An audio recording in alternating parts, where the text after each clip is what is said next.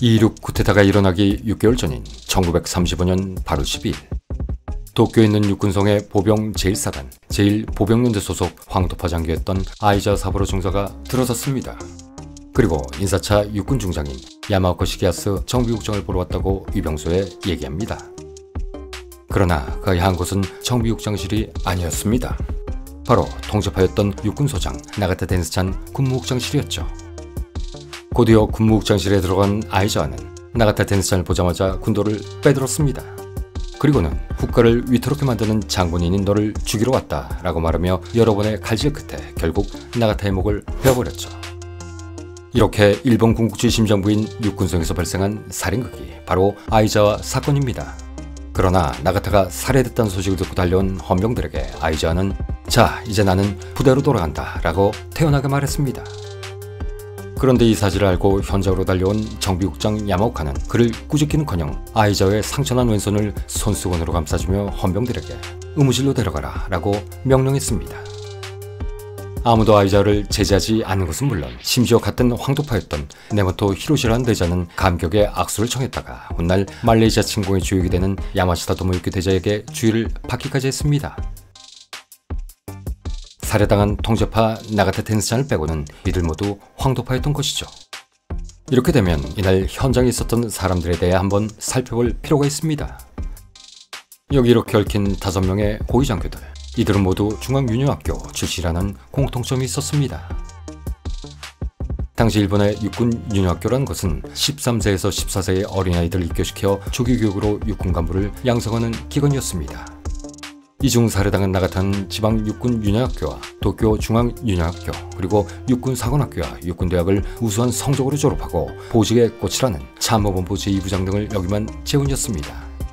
당시 육군에서는 그를 두고 육군에는 나가타라는 보배가 있다라고 말할 정도로 그는 장래의 육군 대신감으로 인정받던 사람이었죠. 그리고 살해범 아이자와 역시 이 학교 출신이었고 정비국장 야마오카도 같은 학교 출신이었습니다. 또한 아이자에게 악수를 청했던 네모토와 이를 제지했던 야마시타 역시 마찬가지였죠. 그리고 이들 모두 육군사관학교와 엘리트 코스인 육군대학을 졸업한 자들이었습니다. 다시 말해 일본 육군, 아니 일본 사회의 엘리트 중에 엘리트들이었던 것입니다. 자신의 동료를 국적이라며 습격한 아이자 사건. 그렇다면 어린 시절 비슷한 시기에 같은 학교에서 학업을 했던 수재들이 또 동문들이 이렇게 서로 죽이고 죽는 끔찍한 일에 휘말릴 이유는 무엇 때문이었을까요?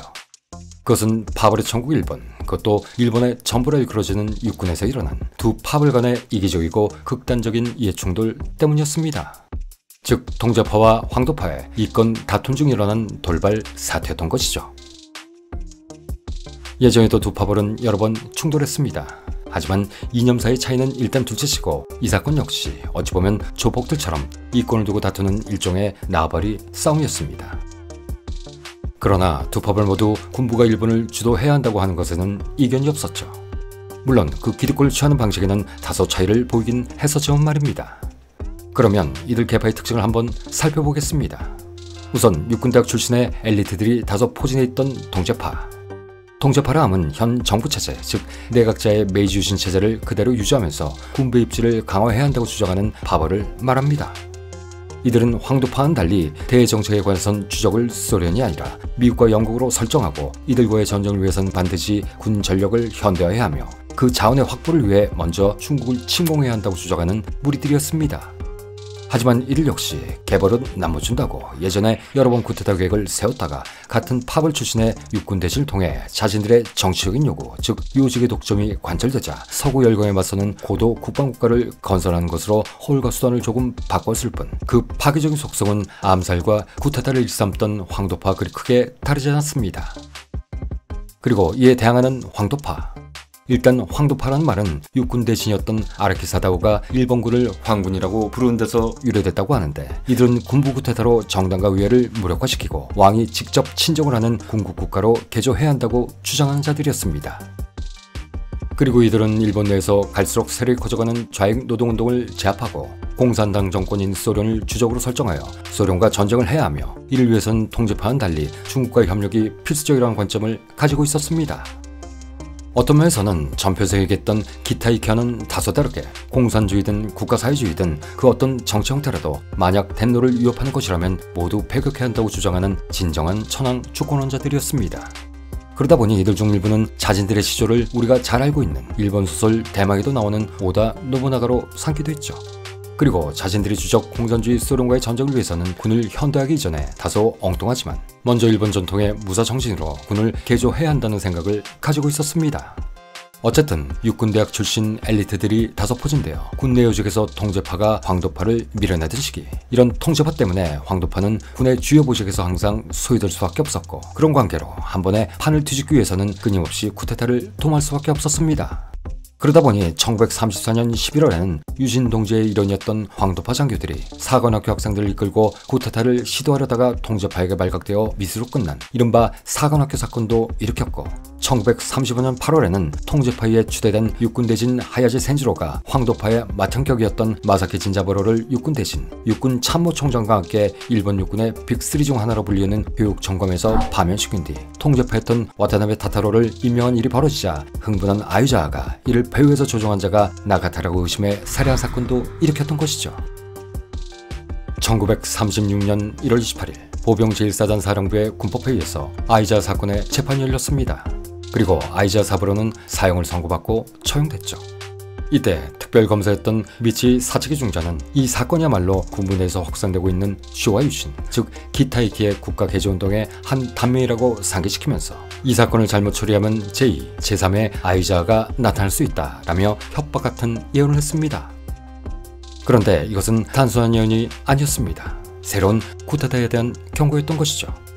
그리고 이 예언은 한 달 후 2.16 쿠데타로 실현됩니다. 이로써 일본은 결국 돌아오지 못하는 강을 건너고 말죠. 그야말로 당시 일본은 눈뜨고 볼 수 없는 막장 군부에 의한 복마지전의 현장, 아니 파벌들의 나와바리 싸움터였던 것입니다. 그렇다면 여기서 우리는 일본의 쿠데타 전력을 한번 살펴봐야 할 필요가 있습니다. 그러기 위해 2.16 쿠데타가 일어나기 8년 전으로 잠시 돌아가겠습니다. 1928년 만주에는 러일 전쟁 이후부터 주둔하고 있었던 군대가 하나 있었습니다. 그것이 바로 관동군이었죠. 관동군은 절대로 무지 못할 일본군의 한 축이었습니다. 상시 70만 명이라는 어마어마한 병력을 유지했던 만주의 실질적 지배 세력이자 일본의 최정의 군대이기 때문이죠. 훗날 통제파에게 실권을 뺏기긴 하지만 이들 역시 1920년대에서 30년대에는 만주파라는 또 다른 계파를 황도파와 통제파와 함께 형성하고 있었습니다. 그렇다면 만주파라는 것은 또 무엇일까요? 일단 만주파는 앞서 언급했듯이 관동군의 일원으로 훗날 이지하라 관지와 이타타케 세이지로가 그 리더로 떠오르면서 세상에 이름을 알리게 된 일본 군내의 또 다른 파벌이었습니다. 참고로 이타타케 세이지로는 훗날 진화 파견군의 참모장으로 노무난 전투에서 참패한 경력을 가지게 되는데, 만주파에는 그런 그의 밑에서 작전 참모를 지냈던 닭살독해도 자기가 자기를 작전의 신이라 부르던 쓰레기 중의 쓰레기 츠치 마사노부도 있었습니다. 그러나 츠치 마사노부는 훗날 도조 히데키에 포섭되어 통제파로 변절하였고 스파이로서 황도파에 심어지게 되죠. 그 후 이 기위주의자는 앞서 언급한 황도파가 꾸미던 사관학교 사건을 육군 차관에게 밀고 해버렸고, 이에 연루된 생도 및 장교들은 모두 퇴학 또는 면직을 당하게 됩니다. 결국 이 사관학교 사건으로 황도파와 통제파의 대립은 더욱 격화돼 버렸고, 이는 훗날 2.16 사건의 중요한 단초가 됩니다. 츠치 마사노부의 이런 헛발질과 분탕질, 역시 이 또라이가 지나가는 길은 일본군 파멸의 길이었던 것입니다. 그리고 그의 이런 행태는 태평양 전쟁 내내 이어지죠. 이는 나중에 기회가 있을 때마다 살펴보기로 하고, 당시 만주파는 대전쟁 이후의 정책에서 사실 통제파와 그다지 차이가 크지 않았었기에 통제파와 혼동되거나 통제파의 또 다른 계파 중 하나로 취급된 일이 많았습니다. 하지만 만주파는 일부 정치적 견해 이외에는 통제파와는 확실히 다른 파벌이었습니다. 특히 대외 문제, 즉 만주 문제에 대해서는 확연한 차이를 가지고 있었죠. 이들은 일본의 이익을 위해 미국을 연구하자라는 의미의 지미, 만주를 원활히 지배하기 위해 또 소련을 견제하기 위해 라는 의미의 친중, 그리고 소련의 동진을 막음으로써 향후 아시아의 패권을 차지하자라는 의미에서 반소라는 개념을 가지고 있었고, 이는 황도파와도 맥을 같이 하는 것이었죠. 하지만 이에 반해 통제파는 반미, 반중, 지소라는 두 손을 견제하고 있어서 만주파와는 정반대였습니다. 그러나 일본군 내에는 이들 상계파 이외에도 1931년의 3월 사건, 같은 해 10월 사건을 일으켰던 사쿠라카이라 불리우는 일명 앵여라는 비밀 사조직도 있었습니다. 그러나 이들은 방금 말한 1931년의 3월과 10월 두 번의 쿠데타가 모두 실패하자 와해됐다가 청군파란 파벌로 재결성돼 통제파 내에서 기사하게 되죠. 참 일본의 파벌들 가지가지 짓고 또 가지가지 합니다. 하지만 곧이어 일어날 이육 사건이 결국 이 모든 파벌들을 정리시킵니다. 그리고 육군에는 살아남은 단 하나의 파벌, 통제파들이 득세하게 되죠. 물론 와해된 파벌들의 세력들도 훗날 조금씩 재건되기 시작하고 이후 통제파 내에서도 출신 지역, 즉 번에 따라 또다시 파벌이 생기긴 하지만 말입니다. 이렇듯 파벌은 일본군의 상징과도 같은 존재였습니다. 어쨌든 당시 관동군을 지배하고 있던 만주파, 이들은 만주가 일본의 빈곤을 해결할 유일한 답이라고 생각하고 있었습니다.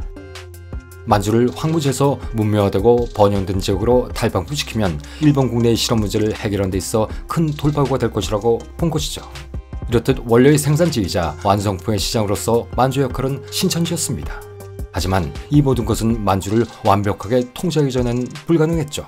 또한 이 모든 것을 이룰 수 있는 침공계획은 도쿄의 동해에서만 실현될 수 있었습니다. 그러나 덴노와 육군성은 위장된 침략으로 볼 수 있는 이 계획의 승인을 국제여론의 반발을 우려해 거부해버리죠. 그러자 초기 만주파들은 정부 모르게 무단 행동을 계획하기 시작합니다. 그리고 그 첫 단계가 바로 중국 동북부와 만주의 군벌 장조린의 제거였습니다. 당시 청나라는 만주는 건국자인 만주족의 발원지이다. 그러므로 이 존엄한 성제는 개발을 하지 않는다 라는 슬로건 아래 전혀 손을 대지 않고 있었습니다. 그러기에 역설적으로 정작 청조가 힘이 빠졌을 때에는 일본, 러시아, 미국 등 주요 열강의 먹잇감이 되고 말았죠. 그런데 그런 이곳을 이젠 통일된 중화민국의 장제스와 평이시안, 옌시안 등이 이끄는 국민혁명군, 즉 한족들이 수복을 한답시고 북부를 하기 시작한 곳입니다. 사실 역사적으로 보면 한족이 만주 지역을 실질적으로 통치한 적은 거의 없었습니다. 그러나 이제는 세상이 달라졌고 외교나 영토 문제에 대한 중국인들의 인식 또한 바뀌어져 있었죠. 즉 기존의 화이질스라는 인식은 이미 사라졌고 교통의 발달로 그 어느 오지라도 실질적인 자신의 영토로 만들 수 있다고 생각하게 된 것입니다. 이에 일본도 이런 국민당군의 북벌에 적지 않은 우려를 하게 됩니다. 그러나 당시 이곳을 주무대로 삼고 있던 군벌이 있었습니다. 그가 바로 장조린이었던 것이죠. 그는 국민당과는 척을 지고 있었지만 일본과는 미시아 협정을 맺는 등 연결을 강화하던 인물이었습니다. 하지만 장조린 역시 국민혁명과 싸우기 위해 일본의 지지를 얻으려는 것일 뿐이었고 일본에 맹목적으로 굴종하면서 그들의 모든 편의를 들어주는 인물은 아니었습니다. 거기에 더해 동북군의 대원수가 된 이후부터는 일본과 지속적으로 마찰을 빚고 있던 상황이었죠. 이에 일본군이 먼저 선수를 칩니다. 이렇게 국민혁명군이 중원과 만주를 장악하기 위해 북벌까지 하는 마당에 어차피 우리의 의지대로 움직여질 동북군이 아닐 바엔 차라리 그 우두머리인 장조린을 제거해버리고 차제의 그들의 근거지인 홍천을 점령해버리자 라면서 말입니다. 마침내 1928년 6월 4일 당시 관동군 고급 참모였던 고모토 다이사쿠는 공병대를 투입해 장조린의 특별열차가 황고든역에 도착하는 시간에 맞춰 무려 600kg이 넘는 복약을 써서 그를 죽여버립니다. 그리고는 이 사건을 장제스의 국민당 소행으로 둔갑시켜버리죠. 그러나 비밀은 풀리고 알려지라고 있는 것일까요? 이는 곧 전세계에 알려지게 되었고 히로히토에게도 그 전말이 전해집니다. 그러자 이 모든 사건이 관동군의 무단 행동이었음을 알게 된 히로히토는 분노하게 되죠. 그러나 그 분노는 관동군이 서투르게 사건을 일으켜 세계 여론을 불리하게 만들었기 때문이기보다는 군 통수권자인 자신의 허가 없이 마음대로 중국 군벌을 죽였다는 것 때문이었습니다. 당시 자신의 아버지인 다이조 덴노가 서둘러 죽는 바람에 일찍 덴노에 즉위했던 젊은 히로히토는 혈기가 넘쳤습니다. 그리고 알려진 것과는 달리 국내 정치 현황과 대정세를 상세히 꿰고 있던 야심가였죠. 다만 겁많고 소심한 성격과 맹해 보이는 그 인상이 그것을 억제시키고 가려줄 뿐이었습니다.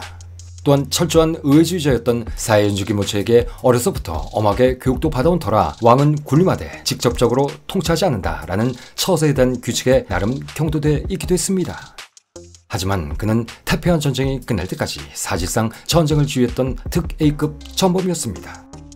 이 문제도 앞으로 전개될 이야기에 맞춰 하나씩 다뤄보겠습니다.